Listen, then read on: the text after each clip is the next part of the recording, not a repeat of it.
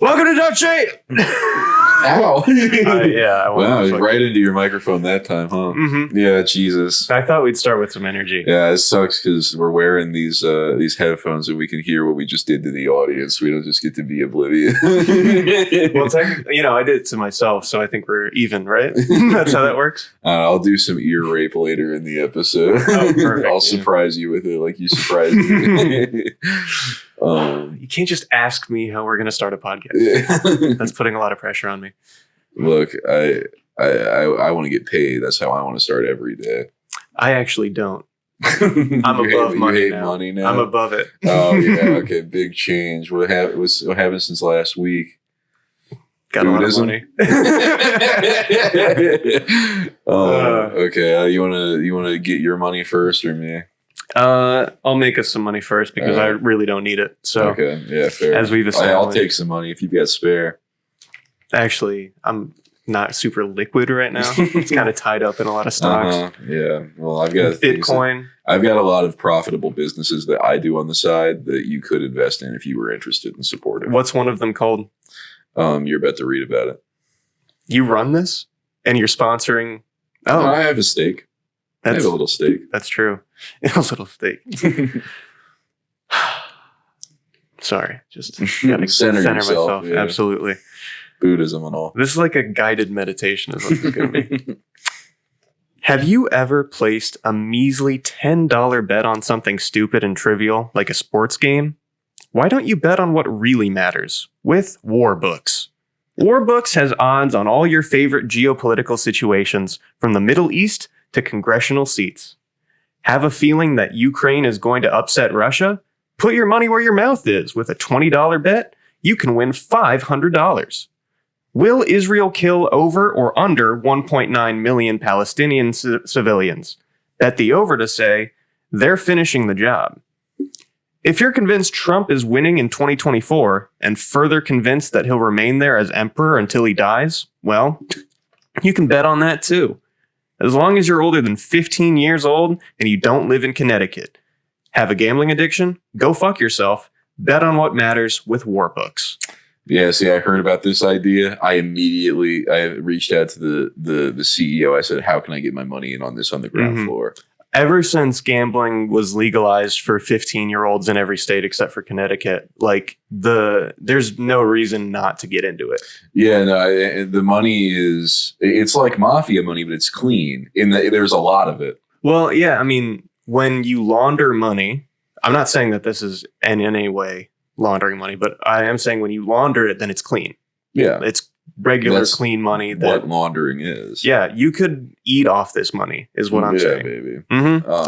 And there's a lot of it too. I mean, there's a lot of money that goes through these sports books now. You see the ads everywhere, but you don't often see people that place big bets on non-sports situations, right? So if I had my druthers and I could bet on the 2028 election, I'd be placing some, I'd be kind of scattering my chips a little bit, like, ooh, maybe Vivek's coming up. Maybe I want to sprinkle a little dough on a Pete Buttigieg, a little Pete Buttigieg on Pete Buttigieg. He's making a comeback. Oh yeah, he's next, dude.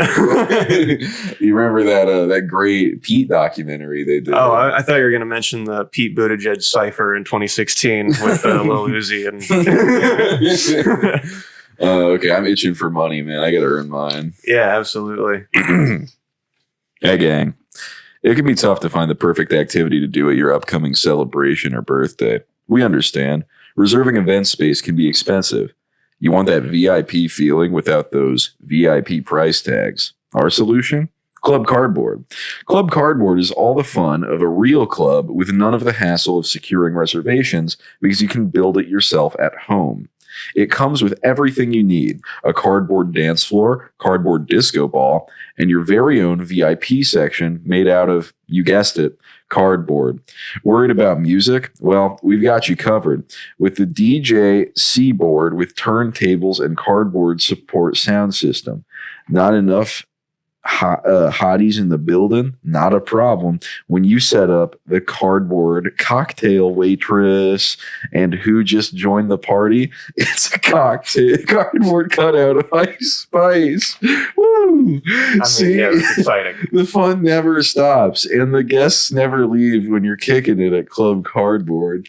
Dance floor, disco ball, VIP section, DJ booth, DJ Seaboard, sound system, cocktail waitress, and Ice Space are all sold separately.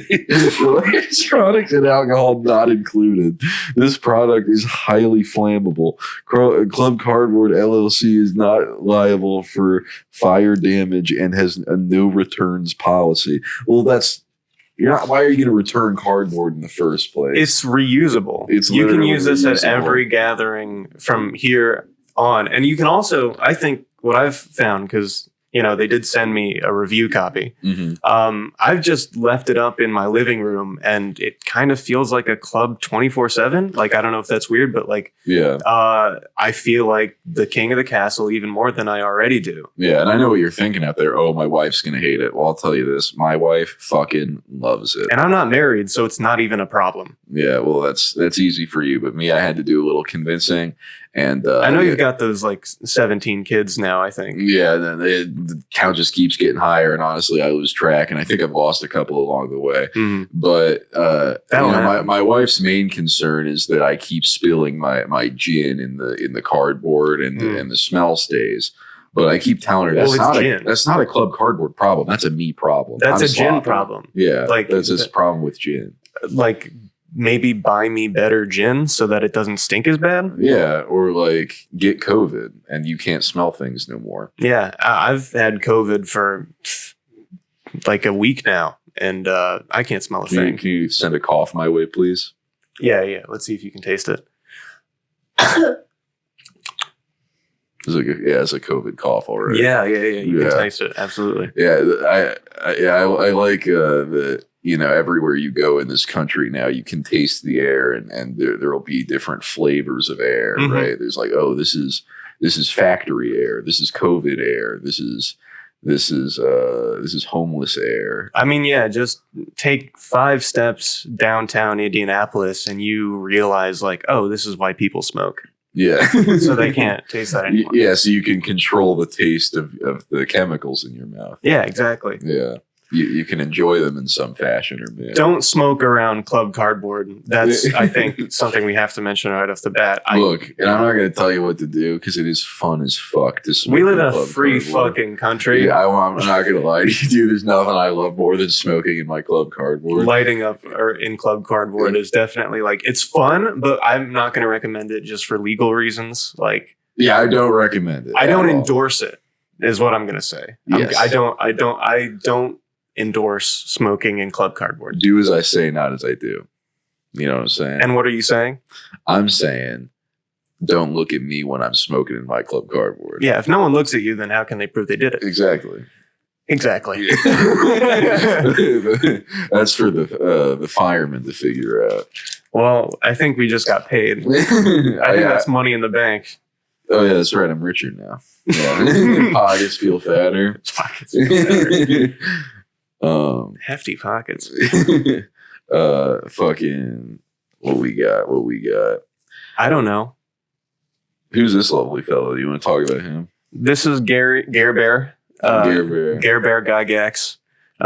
We know him and we love him. And I'm sure he needs no further introduction. I think everyone knows who Gary Gygax is. You're going to need to tell him. As seen on Futurama. Right? Excuse me. I'm sorry. As seen, right? Okay. He is the I don't know. He's the guy that invented D&D, is what he's known for. And I don't know if he's canceled yet, but we'll find that out after this airs. I think everyone has somebody in their family that looks exactly like this guy. Yeah, and to be honest, we really want to steer clear of people that are canceled in the photo frame thing. Yeah, this is a place of honor, so we clearly don't want to bring anyone into the fold that isn't a good person or anything. I don't think people fully appreciate what high an honor it is to be put in this picture frame. Yeah, you'll never get in. absolutely, because you haven't done shit. I'm just assuming because you're listening to the podcast, you're probably like poor, or like fat, or have a mental deficiency, or just any number of things. You're poor. So you're not going to be in this frame, but there are a lot of important people that we actually do give a shit about platforming, and that's who we're gonna.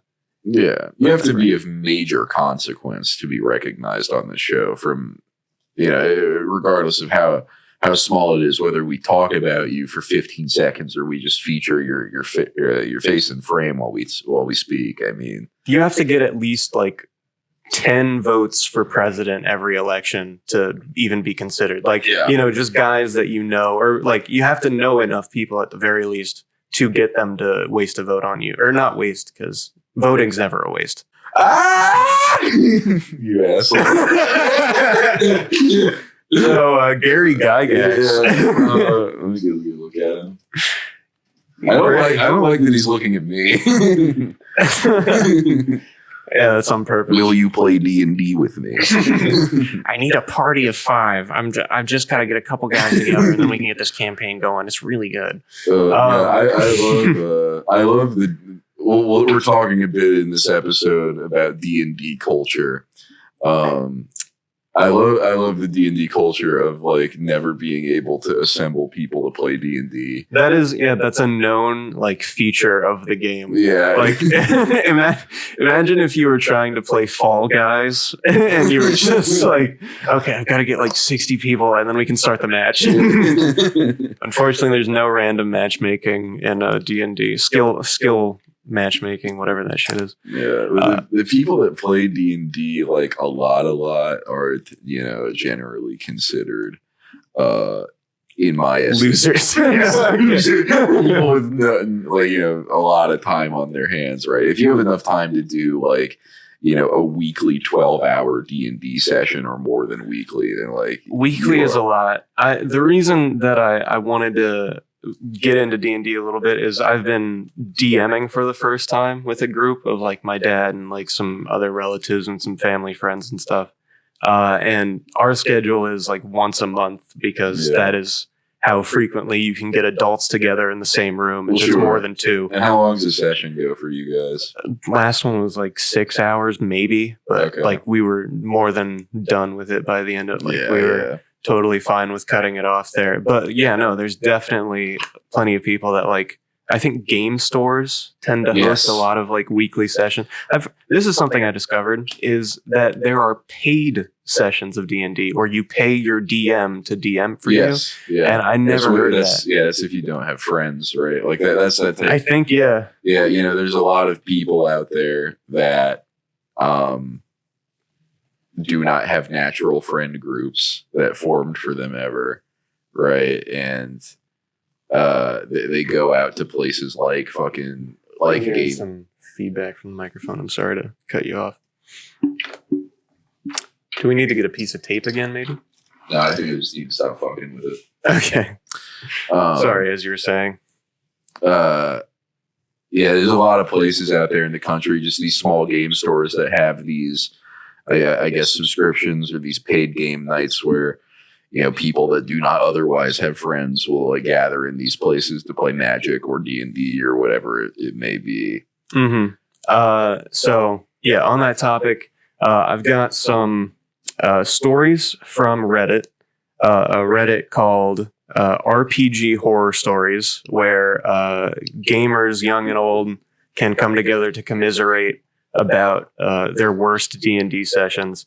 I'm just going to read it off my phone, and then I guess we'll just put these up on the screen behind us as we're doing it. But the first one that I wanted to read is from user W4RD3N21, so they might be an AI.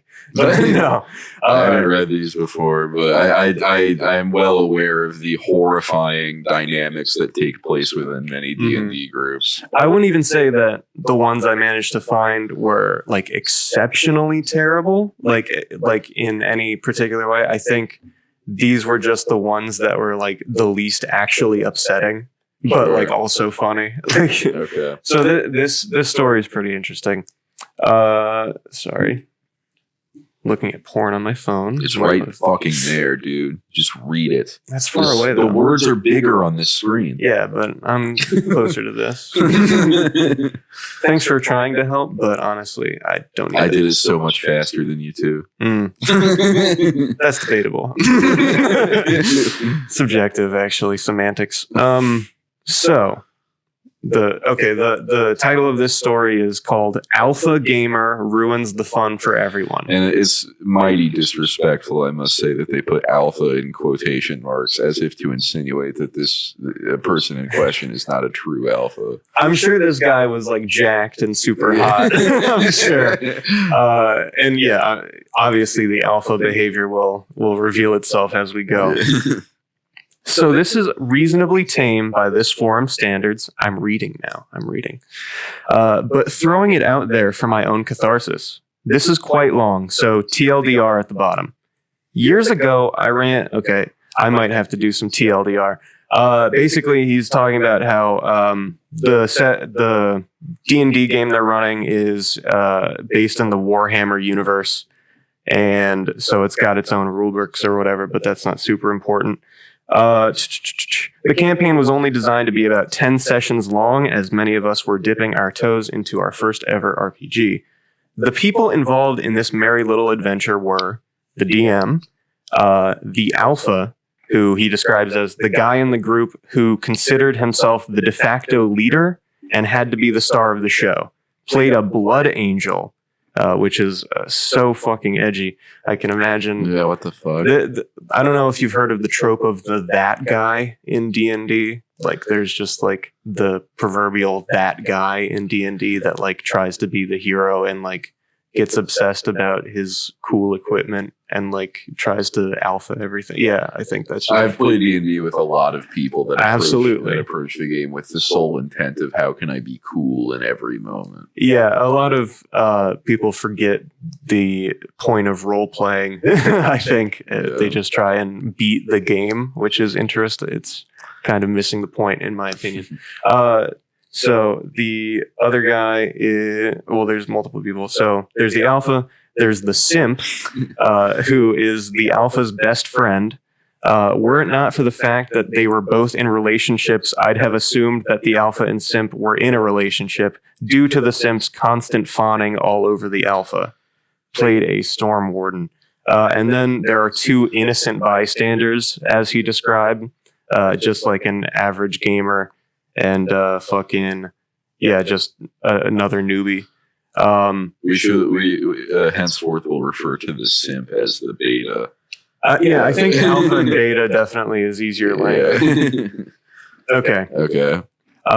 It all seemed to start well. There were epic battles, cunning investigations, and stealthy insertions into enemy bases. However, on about the third session, I started to notice something. Both Alpha and Simp not only led the interactions with NPCs, but their questioning was a little too perfect. It was almost like they knew not only exactly what to ask, but also exactly what each NPC was going to tell them. So I started to get a bit suspicious. The first thing I did was to introduce a new NPC. To my surprise, not only did Alpha and Simp not lead the engagement, they almost didn't ask a single question. I then switched the roles and information for two other NPCs. Cue the visible frustration and anger from both of them, as they realized something was up. At this point, my suspicions were confirmed. Both players had obtained a copy of the source book and were metagaming. Then I realized that both players were also gearing up for the final battle against the big bad evil guy. Tailoring their skills and equipment to, take him down optimally as possible. So I made a few more tweaks, shifting the faction that the evil guy led and giving it some toughness bonuses at the expense of its armor. And then he waited. Come the final battle, both of them were floored when I explained that the evil guy and they realized their skills and weapons were not as effective as they thought. By contrast, the two innocent bystanders who had not min-maxed had a much better time with the fight. At one point, the beta started to complain that this was all wrong and almost admitted that he read the book, only to be kicked under the table by the alpha. Like, shut the fuck up. I am bewildered by this. Yeah. And I know you're someone who, like, you never want to look up a thing in a game. Like, you No, know, not at all. I sometimes get frustrated by shit, so I'll look up a walkthrough, but like very occasionally and not like, yeah. Yeah, this behavior is so perplexing to me. We got one more paragraph. Yeah, at the end of the session, the team prevailed and the evil guy was dead. I should have known something was up when Alpha suggested that they still had a few sessions left. This was true. The two of them had expedited the roleplay elements so much that what I planned for 10 sessions only took 8. Alpha also suggested that he DM, as I deserved a chance to play too. I agreed, despite my BS radar tingling. Sure enough, I was right on the money as my PC got pummeled, PC meaning player character. Oh my god. Melee bad guys would literally run straight past Beta and the two others and hit me. Shooting bad guys would leave themselves hideously exposed if it meant they had shot at me. Worse still, Alpha wrote the ending so that the team died and the entire universe was doomed. It left such a bad taste in everyone's mouth that both the campaign and our friend group splintered within a few short weeks. Wow. I love that story. I think it's fucking incredible. Oh, yeah.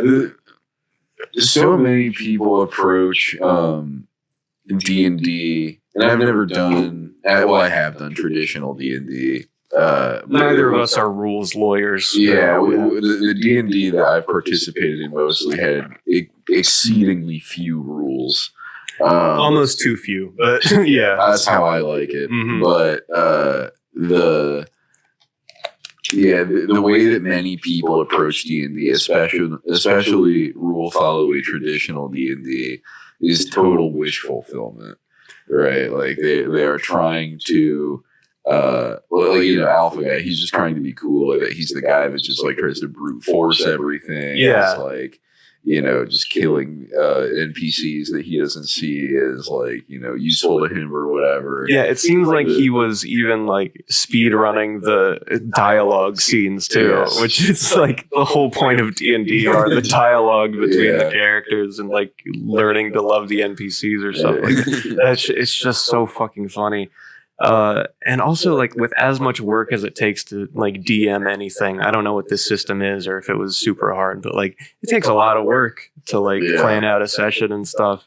So yeah, it's just having that all completely wasted, like thinking about all your NPCs and what they'd act like and what they'd talk like, and then that's all just like, where's the thing? Yeah. I want the thing. Yeah, I love the fact that this guy took it upon himself to DM because I'm surprised they got through all the sessions by how fucking obvious it would have been that they were cheating. Yeah, because I played under a DM one time that did this type of shit where he would target players that he had a personal grudge against. Yeah. And he would like fudge dice rolls for people that he like wanted them to succeed. And it was always like beyond fucking obvious. That's yeah. This is ultimately why I tend to stay away from D&D as I get older. It's just because there are so many like strange, toxic personalities with the people that frequent it. It's really tough. It's really tough to find, like, especially if it's like some randoms. Like, it's really hard to find a group that is going to have the time and patience to want to do that and like actually have fun with it. Yeah, the optimal setting is to have friends first and then find D&D second. Yes. Find D&D and then really want to do it and then just do it with anyone because you want to do it so bad. Yeah, trying to find people through the common interest of just D&D is going to almost always end in disaster. I'm sure you'll find some groups that are a lot better, but yeah, there are definitely some problems that are going to arise. Yeah, it's people that want to be you know, there's different types of like, you know, personality control freaks within it, right? It's like there's the player characters will want to be, I want to be the strongest guy or the coolest guy or the funniest guy. The funniest guy is maybe even worse than the fucking alpha guy, like, who metagames the whole thing. God damn. There's like also the like the mysterious guy. Ooh, that's hilarious. There's also the one who completely like doesn't read the room and just like kills a bunch of important NPCs because like they're trying to be chaotic while everyone else is just trying to get through the campaign. Yeah, or they'll just be like, "What? My character is chaotic neutral, so I just kill everything and I don't give a fuck," right? I'm playing how he would do it. And I've played very chaotic characters in D&D before, but you know, it was usually as a beginner, and I would usually try to make some fun out of it instead of just destroying. But it's usually done like it's done well if you're self-aware enough to cut yourself off, you know, after a certain point, or be like, okay, I'm not going to take up too much time because or embrace weaknesses and things like that. That like, is impossible for D&D players. I know. They hate it. Weaknesses and like, you know, fucking limitations are what make characters fun, right? Like, but they want, a lot of D&D players just want to be all powerful deities in a world that exists solely in their head. Yeah, it's tough to. Oh my God, yeah. I can't imagine not wanting to play like an interesting type character. It just seems so fucking boring. It's just something that's fun to you, but like a lot of people attack D&D with like this kind of like, I want to be perceived this way and my character will act this way. Some of the D&D sessions that we've been players in, or like we've run, some of the stats, like you'll change around the stats, you know, the stat spread. Some of them are literally weaknesses, can kind of be perceived as weaknesses just because like, yeah, it's fun to play that way. But yeah, no, people do not want to have, they don't want to limit themselves in any way. Like they just like. We had a toxic masculinity stat is what That is true. Yeah, one of our D&Ds had a toxic masculinity stat. I played toxically masculine Ron Weasley, which is kind of on brand, but I played him way more crass. Yeah, as I don't do D&D much anymore at all, but I usually DM'd, right? I wasn't a player often. Mm-hmm.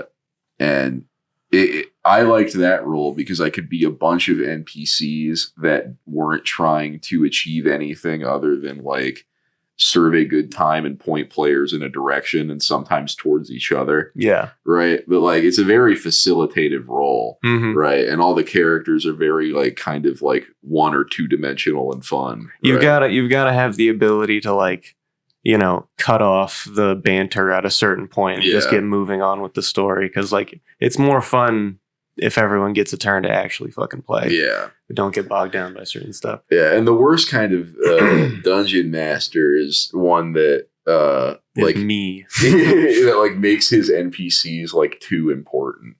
Right, where like, you know, like it's their story. Yeah, exactly. Where it's like the NPC will be like the only reason like you didn't die or something. Yeah, every single fight you just get saved by a cooler NPC. Yeah, exactly. Like I've had fucking DMs that did that shit too, where it's just like he always had to have the best character, like the strongest character, even though he wasn't playing. I'm talking about one person here. I bet you know who it is. I can guess, but I don't, you know. I won't dox anybody. Okay. We've got another story. Yeah. Pulling her up. Hearing a little fuzz in the microphone again. Try plugging your thing in all the way. Like just shoving it. Better. Yeah, it's better. Yeah, it might have been my headphones. Okay. Let's get into this next story. This is by user Lambda Chan. Lambda Chan. Like the Greek letter. Awesome. Okay.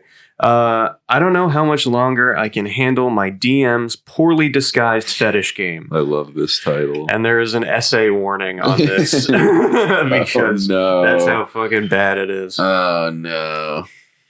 I've been bearing through this campaign for a year now. Just let me run through the highlights. So this is in the form of a mostly bullet-pointed list of events. Okay, let's see. Sci-fi setting, a la Mass Effect, but we're forced to play her weird homebrew D&D system. She refuses to try another system. All enemies do about 40 to 60 damage a turn. The spells a spellcaster can take are just short of arbitrarily cut out. We all have to use these homebrew weapons and basically just play fighters. So that's our... Before even we get to the SA stuff, just a horrible experience, it sounds like. But okay, that's fine, right? No, it's not. But while we make it work and we have fun while doing space crime for a while, introduces a new character that starts hitting on my character. She is 26. My character is 19. We got a little bit of a Call Me Carson, I think. It's fucking weird. At this point, the fetish stuff starts to crop up. Our doctor on the ship is a big titty alien woman who wants to be our mommy. We encounter an evil space plague thing, and multiple times she has described it trying to tackle fuck us. Oh my god. I would love to meet this woman. Okay. But okay, we get through Act 1 and most of it is like fine. Just a few red flags. We manage to somehow squeeze by in her confusing, busted homebrew 5e system and have a decent time being space criminals. Second act has us protecting the princess of a space empire. Gracious descriptions of how the space plague... Oh, gratuitous. Thank you. That's a word. It's a good catch. Gratuitous descriptions of how the space plague has been implanted into her womb, and we have to get our totally not my fetish doctor to take it out. So her already fetish character is involved in the main plot point of the campaign, which is an impreg fetish with like a weird alien thing. How much anime do you have to watch before this becomes normal to you? I'm shuddering to think. You got to be deep into the isekai, I think. Just bad genres. Okay, on God, the whole... Oh God, not on God. On God. On God. The campaign is lit. about... It's lit. On God, the whole campaign is about monsters that tentacle fuck women and implant weird space viruses into their pussies. There are multiple dungeons centered around this. Whole dungeons. Imagine playing through that many. Several dungeons. Just all like full of impreg fetish shit. Not to get off track, but my favorite part about these horror stories is how much of the campaign these people sit through before they write their rant. Yeah, they're going into their third impreg dungeon. They're like, all right, well, hope there's something new here. I really hope it's not another impreg. It's all about the DM, because if you can tell he's enjoying this, it's a woman. It's a woman. Oh, it's a woman DM. Yeah. Okay. If you can tell she's enjoying this, it's very weird. If you do it because it's gross and funny, it's one thing, but it would be a one-off if that were the case. Yeah, that is true. And it would be, the players would be clear about that. I think you can tell when I think it's a little bit more than that. Let's get back into the story. Yeah. So there are multiple dungeons centered around the tentacle fucking. Suddenly we learn that our boss, a doctor character, is a weird pedo who used to date the princess lady we are protecting when she was a child. So no, they're currently protecting her as a child, and even previous to that, the doctor character. Yeah. That's disgusting. I don't know if they said what the age of the princess lady is currently. I'd imagine young, considering the dungeon master's previous fetish and this character. Backstory element is insane. Yeah, okay. I guess the sentence is just phrased weird. It could mean that they're protecting her as an adult, but he was dating her as a child. Regardless, it's fucking disgusting. Yeah, I was in medical school, and dating a 13-year-old is what this doctor character, very realistic character, definitely not a weird self-insert.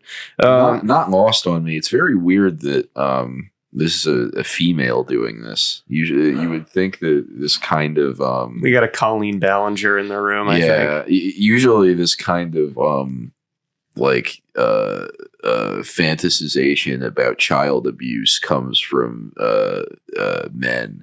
Generally, it's like very strange that you would see. Well, we're inclusive here. I think I think it's sexist, honestly, to exclude it. I've seen To Catch a Predator. I've seen about 200 men meet Chris Hansen and not a single damn woman. Honestly, yeah, we need to get a woman on that show. I think they need to just broaden their scope. Yeah. Okay. Dear God, I'm sorry for criticizing the balance issues. Can we please go back to space crime? I don't know what that was. This is all the campaign is about anymore. We meet a new fetish bait giant snake woman character. She plays the fucking Dance to Your Dead song and then kills the princess after we finally started to feel a little bad for her. I don't. What? She starts playing. She like starts Till You're Dead song. I don't know. Is that a band or is that a song called Dance to Your Dead? It's a song called. It's just like a club track. Dance till you're dead. It's like a fucking electronica song. It's just. So is he saying that the DM is like plays that on an actual speaker? Yeah, I think that's what she's saying is that she cues that song while she kills someone. Like she thinks it's like an awesome moment that she planned. Yeah, it is pretty cool. We got one more paragraph. Yeah. And now we're starting Act 3, and I have no idea how much worse this can get. Her awful homebrew system can be at least a little fun when she's not totally overwhelming us with hundreds of enemies. But the story oscillates between grim, dark rape fantasy and obvious fetish bait, and it's so fucking weird. I've played with this DM for years, and it's never been like this. I think she's just getting too comfortable. I fear what else waits in store for us. Wow, that's crazy. Yeah, that detail, she's been DMing for them for years and never let this slip, and then all of a sudden, that's horrifying. Yeah, it's honestly like finding like a torture dungeon in like your friend's basement. It's it's just like what the fuck. Yeah, just finding like blonde hair under his rug, and you're like, what the fuck. Yeah, this is another great story. Another like, why have you been playing this for so long? And it also makes me wonder how bad the other campaigns were. If this is the one where they're finally like, yeah, this is too much. It's just so weird to bring all of your D&D buddies into your fetish like that, like to broadcast it that way and like act as though it is not completely transparent what you're doing. It's awesome that someone could like, it's awesome. That someone that weird could keep a lid on it for that long and then just unleash it. That's incredible. Yeah. Wow. Fuck yeah. Gary Gygax invented this game so that could happen. Thank you, Gary. Thanks, Gary. We love you, Gary. I love you too. Moving on, we got a little segment that we're going to call AI Art Gallery. Yeah, I'm excited. We did this a while ago, so I can refresh our. Did we do this on an episode we aired? No, we didn't. No, I just mean that you and I generated these prompts, yeah, right? Okay. So AI is a useless. A useless tool, a dumb idiot, until you feed it with good, funny prompts. And only then can it use your creativity and turn around something funny. Yeah. And you know what I'm going to say is, AI, that's a skill, making AI good at stuff. That's a skill. Exactly. And you should be rewarded for it. And you should be able to profit off your AI art because it's yours, even though it's, they're fucking taking pictures from the web and not crediting artists, blah, blah, blah. It's a new picture that I made because I typed it into the thing. So yeah, it's basically the same as painting something. Who did the work? I did because I typed in the prompt. And that's work. What did you do? Oh, I painted a picture. Not for me. No, because that's finite. That's going to go away. Look, an AI generated image, I can do everything with that. I can turn that into an NFT. Okay, I can make several NFTs. I can make an NFT farm just generating AI images, turning those right into NFTs, Show me how I don't make money doing that. Those are going to be so valuable. Yes. Yes. Yeah, Lil Yachty used AI art for a rap cover. Everyone's doing it. Yeah.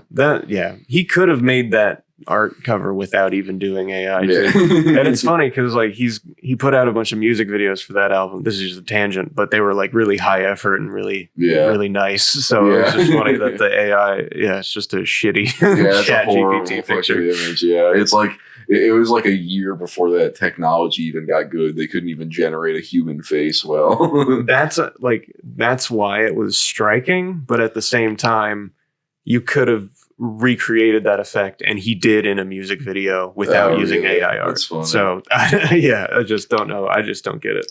So this first piece we have here, I like to call "Best Day Ever." Yeah. I think that describes it. I mean, you can see everyone looking at him in awe. Everyone's like, and you can see the look on his face as well. I mean, just proud as fuck. Yeah. I mean, I love how everyone's actively dropping their books and stuff. And then, the guy behind him chasing him. Yeah, he's making YouTube thumbnail face. He's making his little beta male smile. He is soy jack. Yeah. I do love how sticky the consistency of his piss is. It's kind of foamy. It's all concentrated in that one spot under him. This is a piece I like to call spaghetti in 2 hours or less. I think that describes it well.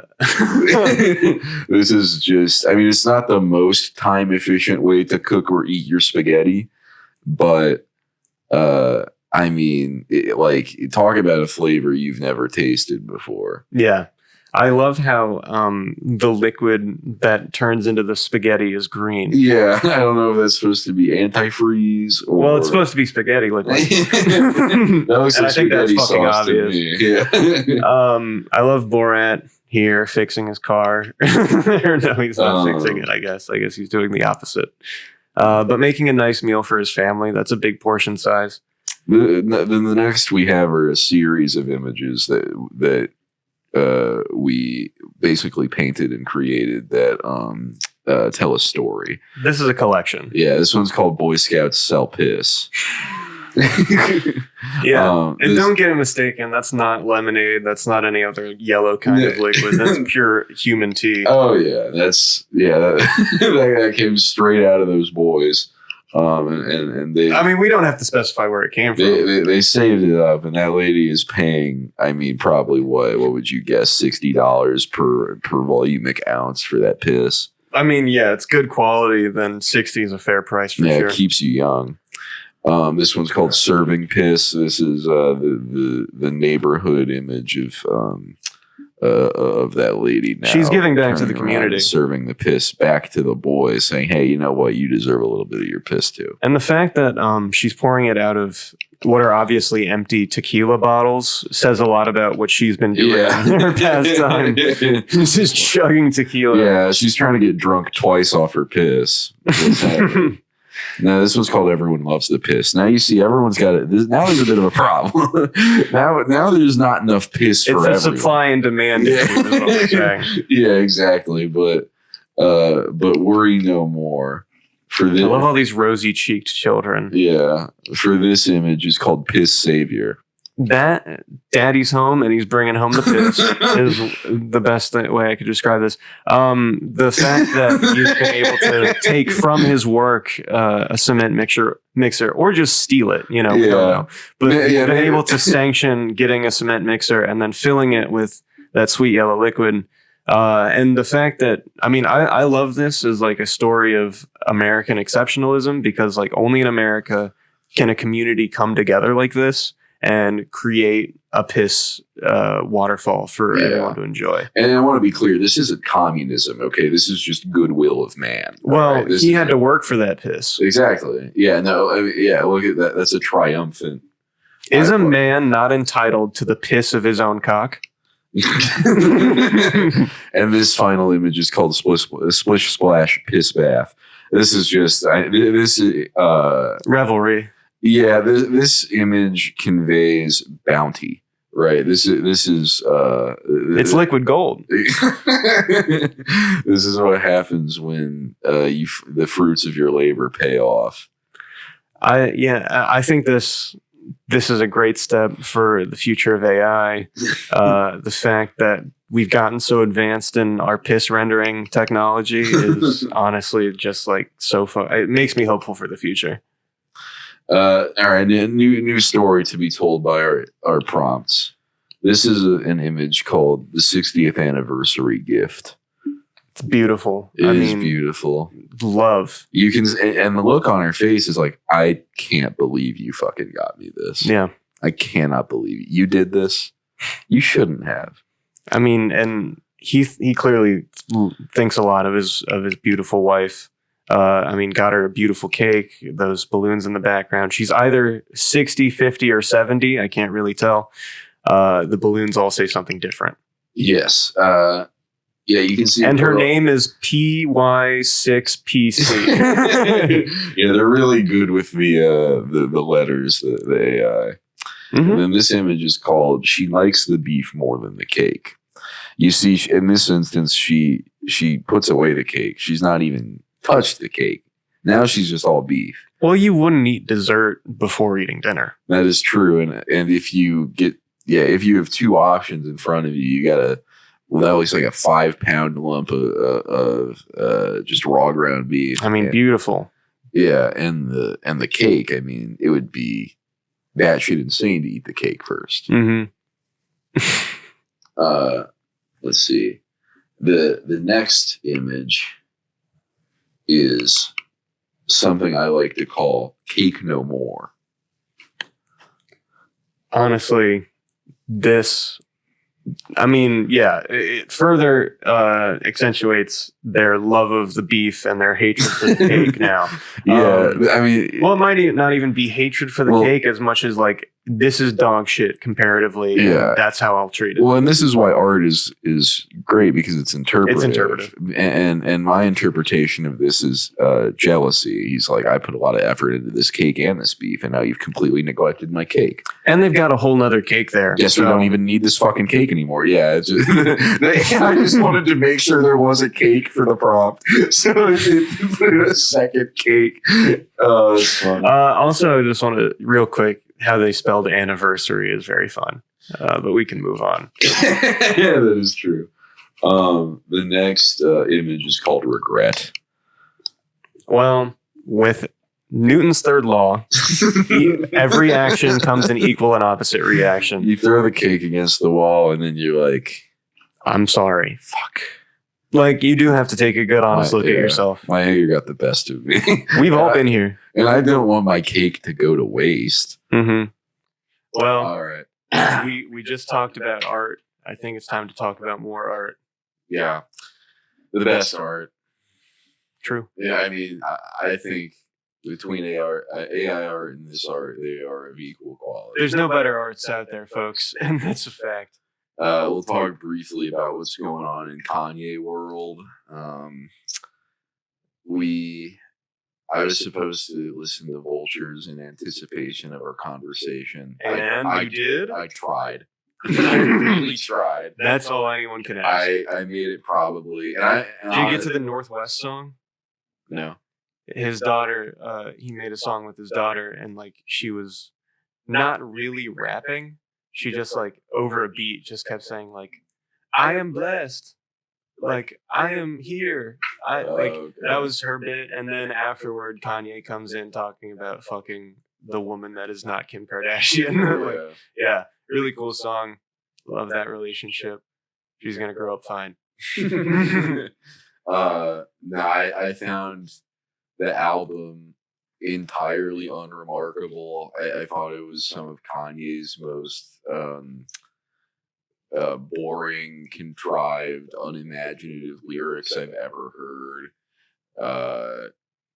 He's never been like a top 10 lyricist guy, but at the very least, he's always been top in production, and the production on this album was ass. It was horrible sounding, and not to mention JPEG Mafia was also involved on a lot of these songs, and it still doesn't sound good. That troubles me to hear. I don't like that. Not to diminish, because he made one of my favorite albums ever, but like, yeah, JPEG, if you're gonna work with Kanye, because I know like you did an interview and you're like, I'd love to work with Kanye West, so that's fine. I don't really have a problem with people that want to work with Kanye. You're getting paid, whatever. Like, make a good fucking song. Yeah, at least like, hey JPEG, listen to me.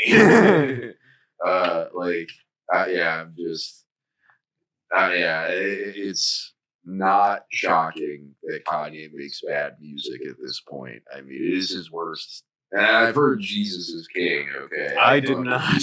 I heard that shit, and I was like, I don't know if he gets worse than this. He definitely gets worse than this. And the scariest thing about this album is that it's called Vultures 1, indicating that there will be more. I forgot about that part, because it's already so fucking long, and literally every other song feels like an outtake or like a demo. Yes. Yeah. A lot of them feel unfinished as fuck. A lot of them cut off abruptly. Like, that's just factual. Like, in Donda, I feel like a lot of appeal was like in how the album like flowed together, for the most part, at least production wise it was consistent. This one has none of that. No. Not to mention Ty Dolla $ign just sleepwalking through every single track. Sorry, Ty. I don't know. The question's got to be posed at this point. Like, it'd be one thing if he was making undeniable art, but is there anything that he can do at this point to rehabilitate his image after the things he said? And I just think the answer's no, especially with the weak sauce fucking music he's putting out there. The only way to blind people to the harm that he's caused already would be to make fucking bangers. Very soon, if he made bangers, people would forget. Very soon, people are gonna they're already kind of clowned on, but Kanye stans are gonna be in much the same vein as Drake stans, where they just will not listen to criticism of anything. It's fucking awful stuff. Yeah, well, there's a whole psychology to defending Kanye now, and you've got to be co-signing what he's saying if you're like actively going to war in the comment sections. I think. I won't lie to you. I want to act holier than thou. I've listened to a Kanye West song on my own volition in the past month, right? But I do consider it shameful. I will lie. The thing is, when you don't want to support someone that makes music that is Nazi adjacent. That's fair. And there's so much good music out there that you don't have to listen to a fucking anti-Semite's music, right? Yeah. But it is difficult because he used to be such a prolific writer and producer, but now it's going to be hard for him to sustain a career making dog shit music and also being horrible personally. Yeah. Makes you wonder how long Playboi Carti's gonna skate by on having zero personality. Because eventually he's gonna have to actually start saying stuff, and it's gonna be bad. I like the whole Aiden Ross scam. I thought that was very funny cute of him. But again, he didn't say anything. Yeah, and it was probably just not planned by him. That was kind of the genius of the lick, right? Is everyone talking about a whole lot of red. He was led into the house. He didn't have to say a word, and he left with $100,000. I mean, what kind of heist have you ever heard that has been that efficient? Who even brings the flavor that Cardi has, dude? He's unique for that. It's not about what he's saying. It's about how he's doing it. Kanye's been on a little bit of a press tour recently. He did an interview with TMZ, and I've got a couple of videos here we can watch, and we can try to decipher the meaning of the artist. Your thoughts on Palestinians? Crazy and misinformed. Palestinians? What'd you say? Your thoughts on the Palestinians? I don't have enough information on that. I'm straight up from south side of Chicago, born in Atlanta. I don't have enough information. It's love for everybody, but don't pull me to that conversation. I got 14 kids dying every week in my city. You know what I'm saying? So talk to me about that. Yes. All right, thank you, John. I appreciate that. Okay, so the sweaty guy with the camera is my favorite. Yeah, I was gonna point that out. It's just thank you, Kanye. Thank you. Thanks, man. Didn't get to ask a single question. Also, if there's anyone you'd think would be on the side of the Palestinians, you'd think it would be guys that hate Jewish people. Yeah. That is not the case. Yeah, no, that's the thing is like he must be caught between his hate for Jewish people and the right wing ears in his brain all the time that are telling him pro-Israel shit. Yeah, like he just cannot wrap his fucking brain around it. He's in the same like Bernie has an issue that's like the other side of the same coin, where Bernie has all this left wing allegiance, but at the same time he also won't call it a genocide, even though it meets 4 of the 5 outline definitions. I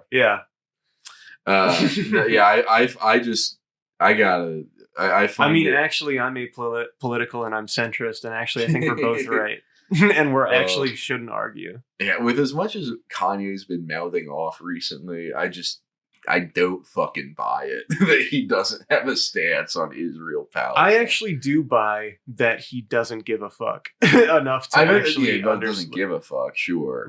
But to the extent that he literally doesn't even read headlines about it. I don't think he's like seen a headline on his feed that isn't like from some insane fucking YouTube channel. It is entirely possible that he only consumes information that he feels is relevant to him. Yeah, like, headlines in the fashion world, I think, mean a lot more to him than, the death toll in Palestine. Yeah.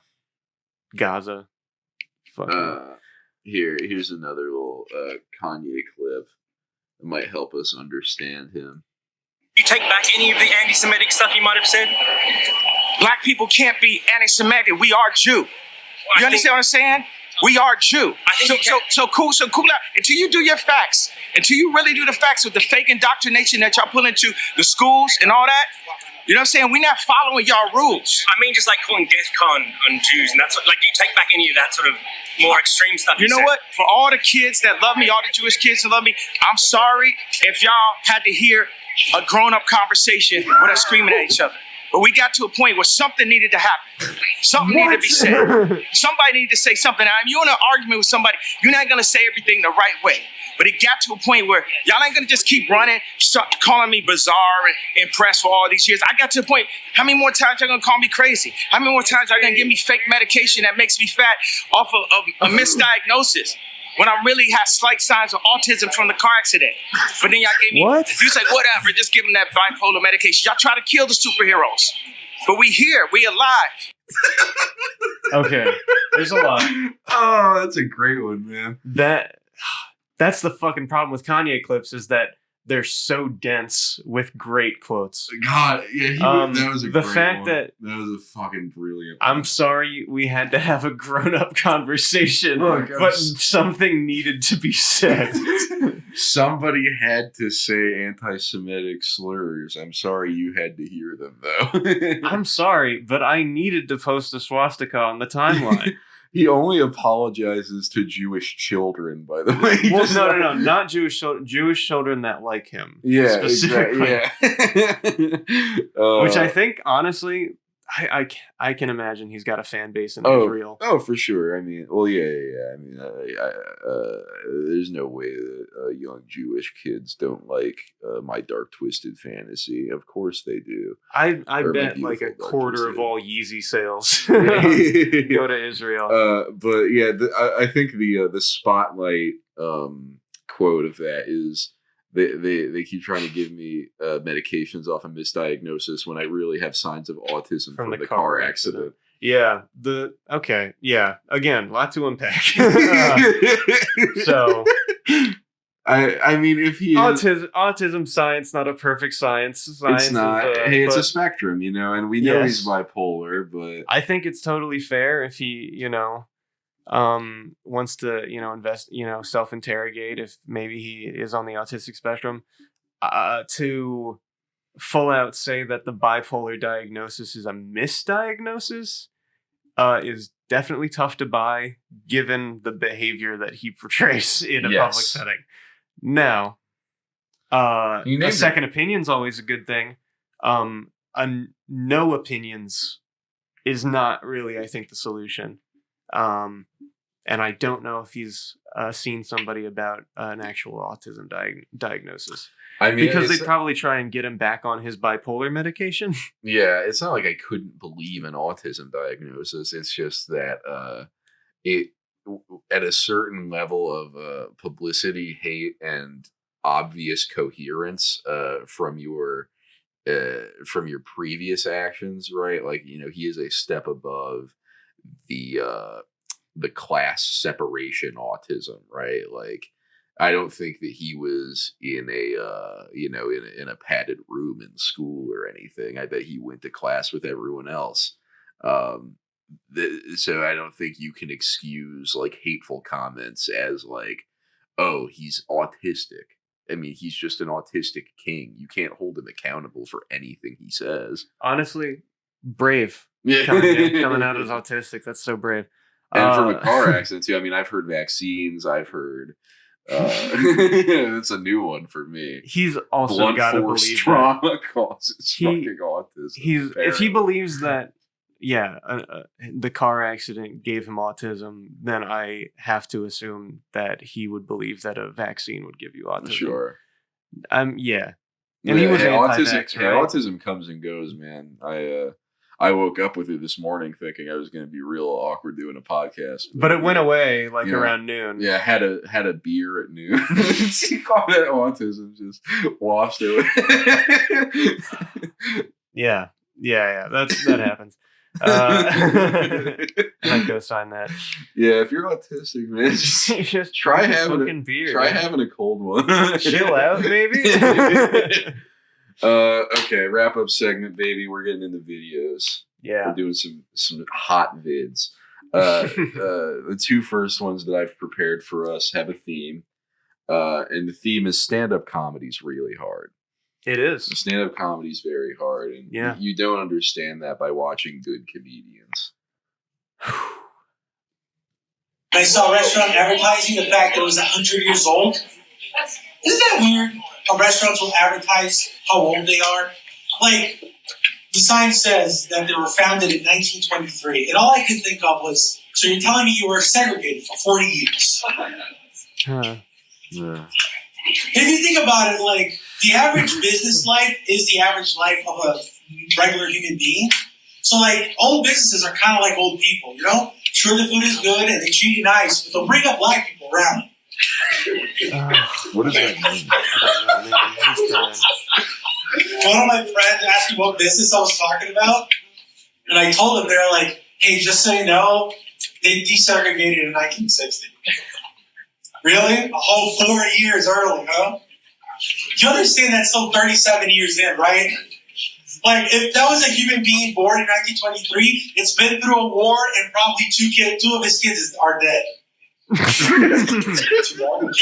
my God, there's still more. All right, last one. Hold out for me here. The first Arby's was founded on July 23rd, 1964 in Ohio. It was founded by two brothers. They were pissed about that, because that's 20 days after the 64 amendment. Like, I can just imagine, just like these brothers, like in a phone call, just like, John, what are we going to do? The painter said we're not going to get a refund on the whites only sign. Yeah. Wait a second, if we just make our food bad enough, black people won't eat here.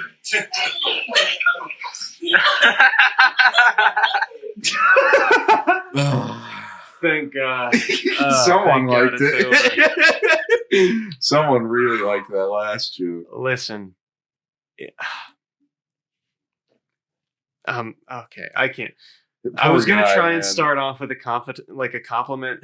I was going to say his heart's in the right place. That is the compliment you give. He is brave for hearing the negative reception and not switching gears. Yeah, no, his material stays one topic. Yeah. And hey, he's got over 600 likes, and that's more than I've got right now. That is true. Hella comments. I bet plenty of Reddit gold. Yeah. But it takes a level of bravery to get up with those jokes in front of people and air them out. You know, this you got to try out your material. Yeah, this next comedian that we're going to observe had no such bravery. He's just kind of sitting in his room, but he's trying to air out some material. Yeah. So we will evaluate his material and see if it's stage ready. Oral report. An oral report is she talks about the BJ she gave him orally. When you think about the hood, you got your mind in the gutter. The asexual that didn't want sex was fucked when fucked. When it comes to dick, my body, my choice. Why do they sell white vans still? Is there a market for pedophiles? Who would buy them knowing you'll get that label, like, for real? And if you enjoyed, please leave a like and subscribe if you're new, and I'll see you when you watch me again. That is a subscription for me. I saved this guy's video on my TikTok, and he immediately followed me. Oh. He does not have a lot of engagement, I don't think. Yeah. That's tough. But look, man, I think look, I mean, who are we? We're just two people. I think the only answer is to get up on stage and try it out. You know, you never know what kind of reception you're going to get. I mean, how cowardly are we trying to be funny into microphones when no one's in the room? This right? is pathetic. This is pathetic. Absolutely. Podcasting is a pathetic choice if you want to have a creative outlet, for sure.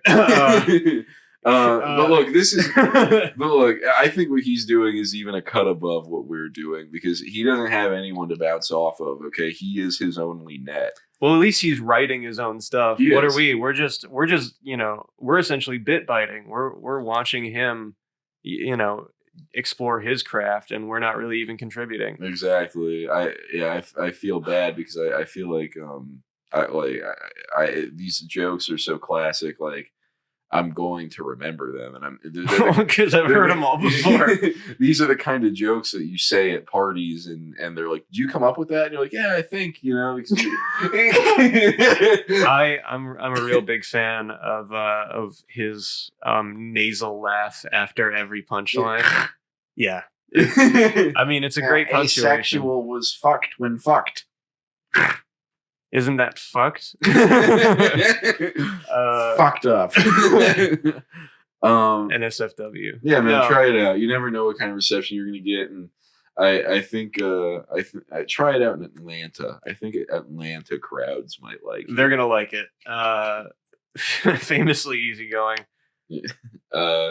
Here's a new video. Yeah. Hello there, people. Y'all know who it is. It's y'all boy, Pop Boy 456. Okay. Woo! And today I am going to be doing an impression of Quagmire from Family Guy. And if y'all think the impression is good, then please leave a comment down below. Yeah, okay, letting it build up. people, let's get to it. All right. Giggity, giggity, giggity, giggity, giggity, giggity, giggity, gone. Okay, people, if y'all think that was a good Quagmire impression, well, please leave a comment down below. Peace out and have a good day today, y'all. I neglected to leave a comment, but if I did, I would have said it's a damn fine Quagmire impression. Yes. I mean, it's like he was in the room. And he was. He's in the corner. You see, he's doing his little... I do love that little animated sticker. It's a great Quagmire impression. He's a Quagmire, as he calls him. Yeah. You know, everyone stumbles over their words, but he gave a lot of effort to enunciate. Giggity, giggity, giggity, giggity. Well, it was a bit slower. It was he was very intentional. Yeah. You don't want to you don't want to look like an asshole. Yeah, you're putting yourself out there. You know, you're trying to fire off this Quagmire impression, and you don't want people thinking that you didn't preempt it enough. You know, you want to prepare people for what they're about to see. And then you want to encourage the engagement post video. So just very veteran TikTok content. I'm a big fan. Boy 456. I'm a big fan of his delivery. Breaking news. Breaking news, Eric Drogan said I'm incompetent to stand trial. They're going to have to drop the charges. No longer have to go to court. Yeah.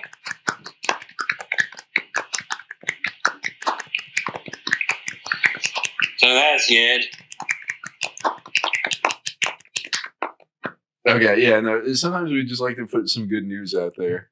Hey, you know what? The world is fucked up. And sometimes you want some good goddamn news. My boy beat his charges, bro. Mm-hmm. This is, yeah. What charges they were, we don't know. Look, who knows? Only the judge knows. Fortunately, he can't stand trial. So yeah, I mean, he's incompetent to stand trial. So I mean, our boy Jesus Christ saw your comments on TikTok. I mean, my guy. Yeah, I mean, he's gonna be roaming those streets. If you see him, give him a high five. Because our boy's out there. Make sure he's not on like a list or anything, because I don't know what crime he was accused of, but maybe look into that and then give him a shout. We'll shout him out. Yeah, man. I just he must have a new lease on life. You know, he must be getting out there.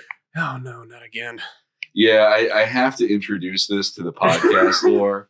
Okay, because this must have been on an episode that got canned. This was an episode that got scrapped, and I don't even. This is my favorite video of theirs because it encapsulates both of them perfectly. Yeah. This is a what's important is the characters. Yeah, this is a podcast called the Escape Pod Podcast. What's your favorite scene in any movie ever? Easy pick for me. It's the portal scene in Endgame. Wow. Easy. Wow. The scene means so much to me. Wow.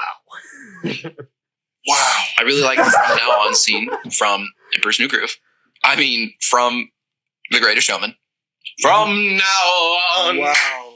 These eyes will not be blinded by the lights. Wow. And we will come back home. I can't believe And this we will even come edited back home. to make fun of him. Wow. What is my favorite scene in any movie ever?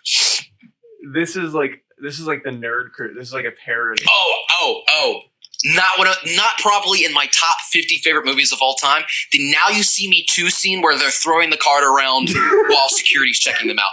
One of my favorite scenes of any movie ever. Because it's match related, it's shot incredibly well, it's such a great idea, it's entertaining to watch every single time you watch it. I think it's one of the most creative and best scenes of all time. Single time you watch and they're patting them down, no, that's a cool scene. It's so good. I love that movie. Gotta back my boy that's what I'm trying to think about. Like, what's a movie that's like? Because I'm thinking like I've given 3, Bubba. Come on. I know. Okay, a little patronizing. Is there a Star Wars scene that's your favorite? My favorite Star Wars scene is the Darth Plagueis the Wise scene. Please don't say that's your favorite scene. It's not my favorite scene of all time. Anything in the Planet of the Apes? Caesar saying no is amazing. No! It's so good. You're like, it's so good. But like, I feel like all my favorite, like my favorite scene in The Dark Knight is the Commissioner Gordon Harvey Dent scene in Harvey Dent's office, where he's just like, I want to meet him. It is okay. It is so hard for me to get through that video without pausing it to like put my head down. I'm gonna say this, and you're like out there, you're lying if you say no, but this is a conversation I think everyone's had, because once a conversation gets to a lull, sometimes you just ask a question like this to fill fucking airtime, even though you're not on air, right? The fact is they're on air. Yeah. They're recording this. The Oh my god, their selections were brilliant. Like the choices of scene. The choices were so good. The first one he says is, "It's easy for me. It's the from now on in the Greatest Showman." No. The first one he says it's easy. The portal scene. That's right. The portal scene in Endgame. Literally so fucking annoying. Just, so annoying. That's just that is. I mean, it's just fan service. I mean, that moment is just fan service personified. It is. And here's the thing: is like, I feel like someone would answer that maybe, like, if you asked the question, "What's your favorite scene from a Marvel movie?" The fact that the question isn't narrow at all. I sympathize with White Shirt right here because he has to go through his mind palace of all the fucking movies in his head, right? And also pick one that his cringe friend is not going to make fun of him for, which means Star Wars. Oh my god, man. But also just wow. Yeah, the wow part. Literally, it makes me think he's making fun of him. There's a certain part of that where you're just like, he said wow too many times that like you have to know how fucking insane. Part of it is also just like, this dude is singing Greatest Showman tunes to you. I can't. What are you supposed to say other than wow? Wow. You're really fucking still singing. Wow. You just said your favorite scene of all time was in Now You See Me Too. Wow. What even was the scene from Greatest Showman that he's trying to... You saying from now on, that the song. Yeah. Like, but isn't that like near the beginning? Yeah, it's just near the beginning. It's like a song I think he's like singing on a rooftop or something. Is that the age that's like the age transition one, right? Maybe no. That's Million Dreams, I think. Oh yeah. I have not seen that movie in forever, and I don't really care to. No, I hope see it I again. never see it again. Yeah, that movie was fucking awful. And the guy that it's about, it's such a weird whitewashing, like. The fact that they picked P.T. Barnum, a real guy, and they didn't include anything interesting about him. Yeah, like he was a serial abuser. That was the only thing interesting. Even if they left that out, like even if they were like, oh, like audiences might not want to see a movie if it's about this abusive guy, they could have still like accurately portrayed him as the shill and con man that he was famously. Like, and, you know, you'd still be leaving out the true story of how abusive he was. Yeah. But at the very least, you'd still not be painting him as some kind of, like, fucking hero. Yeah. Yeah. It felt like watching the Elvis movie, honestly. Yeah, it's disgusting work they did on that one. But, hey, who are we to say what movie scenes are good and not? In my my last choir show in school before COVID hit, right, the opening number was from Greatest Showman, and our choreographer was so fucking embarrassing. Like one of them was like had terrible ideas for all of this shit. Yeah. At one point we're on the grounds and we're supposed to be pretending we're lions, like in a lion taming ring. And so we're just cringily writhing around on our hands. It was awful. It felt fucking awful. And like, yeah, fucking wonder why I wasn't super into the dancing part of choir. That's why. There's shit like that constantly. To top us off, as always, got a crazy justice or two. Speaking of singing, this guy's got pipes. Here goes. Wanna know what I made of, but you can't handle it. Yeah, you can't handle it. Okay. Oh, is that it? Yeah, that's it. Okay. I was vibing for way too long. No, these were short ones. So what does he say? He's serenading Widowmaker. Right, but what he says like one sentence. Can we play that again? Yeah. You wanna know what I made of, but you can't handle it. Yeah, you can't handle it. Yeah, you can't handle it. You want to know what I'm made of, but you can't handle it. So you can see he's got a little love tryst going on with Widowmaker here, right? Like, Widowmaker wants him, but he's saying, woman, you don't know what's going on in my head. I mean, I'm an effed up guy. Like, you can't handle all this. Yeah, like, for real. Like, if you're not with me till the end, then you're not with me at all. Look, and Widowmaker's a fox. Okay, it's She's not. a dime. Look, it's not. It's not like his standards I hate aren't high. It's, I hate it. I hate how sexy like the Overwatch roster is. Like, well, that's I what get it's all about, man. who's the You there's gotta like make porn one. of the characters. Is it Symmetra I'm thinking of? That's kind of like bony, like she floats around and shoots orbs, or is that? Kinda, yeah. Yeah, I don't know. That's like the one that I'm like, yeah, I haven't seen porn of her. like, Like, I don't know. That is true. Oh, that's funny. But yeah, no, look, Widowmaker. I mean, if you can, you're a little too vanilla. Is what he's getting at. Okay, like you need bad bitches only for Crazy Justice. Yeah, she thinks she's all that because, like, she's not a real freak. She's like a black ops sniper, and she's a murderer and whatever. Like, but Crazy Justice is fucking crazy, dude. And She's gotta not be on board. Yeah, she's not a real freak, and Crazy Justice deals exclusively He needs a freak. in real freaks. He needs a freak hoe, and that's a fact. Yep. All right, last one. And the question with this one is just, what is he doing? And also, what is he thinking?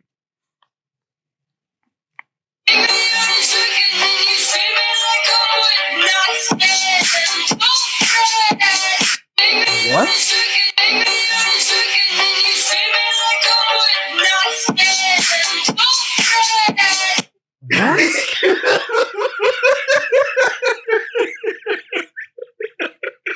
Brandon, you've asked me 2 questions I can't answer.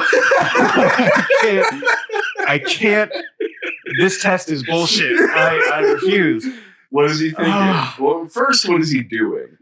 Well, that might be the easier of the questions to answer. It is. Well, he's Sigma in Minecraft. He is Sigma. Times 100,000. He's being Sigma in Minecraft times 100,000. But the activity of being Sigma, is it kissing? Is he kissing? Or is it what is this? I think he's trying to. God damn it! Because this is the part that's impossible. But we have to dissect. Art We've is got to interpretive. be art is interpretive. Well, in my interpretation, kissing is a good bet. But if anyone tried to kiss me like that, I'd kill them and then myself. Yes. But Is it? But he's blinking a lot, right? Yes. That's another main feature. Or the Yeah. I don't know. I don't know what that is, but he's. It feels like something he got off of like a mewing video, like some looks maxing thing. Yeah. Like, do this facial exercise so you can be Sigma and have the Sigma jawline. And so he's literally just doing that, thinking that the act of doing that is what makes you Sigma, and not that it's having the face shape or whatever that they idealize. I do like that version of events. That's what I read it as. Yeah, I understand. Kissing makes me upset if it's that. you know. But yeah, your theory does answer the question. What is he thinking exactly? So I don't. This might be too much work, but I'm just seeing something looking dead at his face. Imagine that his eyes aren't there, like his face cuts off here, like Yeah. right? It's like a second face. It's a second face. Yeah, I can zoom in on it.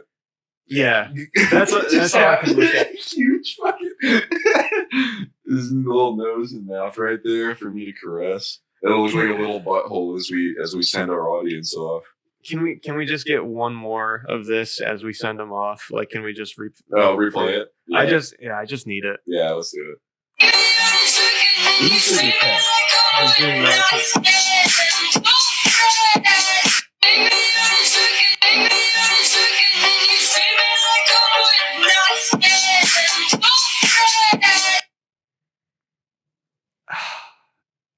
Now I don't think my theory's right. Yeah, if you've ever wanted to know how to be Sigma in Minecraft, though, Crazy Justice has a couple of videos that you might want to check out. I forgot about his whole like dick sucking Yeah, motion, Yeah, which is what that is. yeah. When he's doing this, it makes it. I don't think he would ever think of such a thing. Do you think that he was just doing his own hand dance moves independently, and they just landed in this? Yeah, I and think then this he was just still doing unfortunate. his- Yeah, I think this was unfortunate for him, but This is unfortunate. I think that is as good an adjective as any. Well, what's not unfortunate is that you've listened to this whole episode, right? We love it. Whoa, congratulations. That's like an accomplishment. Go take yourself out and get yourself a margarita and a piece of cheesecake, you boss queen. And parasocially speaking, I love you guys. I love you too. The next fucking podcast should have better mics, much better audio quality. Thanks for sticking with us. Goodbye, Crazy Justice. Bye-bye.